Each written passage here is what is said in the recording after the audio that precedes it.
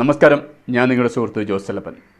നമ്മൾ ഇലക്ഷനോടടുക്കുമ്പോഴാണ് സർക്കാരുകളെ വിലയിരുത്തുന്നത്, നിലവിലെ സർക്കാർ എന്ത് ചെയ്തുവെന്ന്.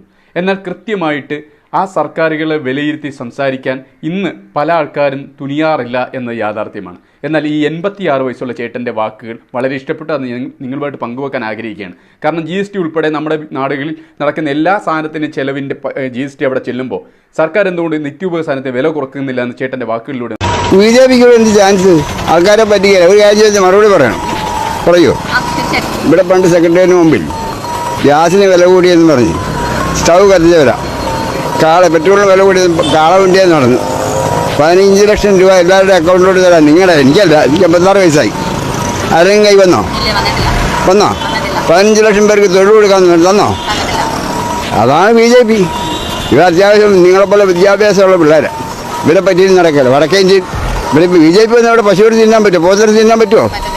ഓടിച്ചിട്ട് തല്ലൂ. അവരിവിടെ വരെ എനിക്ക് വേണ്ട എന്തിനാ തിരക്കോ? അപ്പം അങ്ങനെ പുള്ളി എടുത്താൽ പോങ്ങോ? അതായത് മോളെ അതിനൊരു കാര്യം പറഞ്ഞുതരാം. നമ്മുടെ നന്നായിട്ട് പൂവമ്പഴം, നല്ല പൂവമ്പഴം കോളാമ്പിക്കകത്ത് വീണാൽ കഴിക്കാൻ പറ്റുമോ? ഇയാളൊരു പൂവമ്പഴമാണ്, പക്ഷേ കോളാമ്പിക്കകത്താണ് പോയി വീണത്. എന്ത് ചെയ്യാൻ പറ്റും? തിന്നാൻ പറ്റുമോ? ശരിയാണോ ഞാൻ പറയും? ശരിയാണോ ഞാൻ പറയും?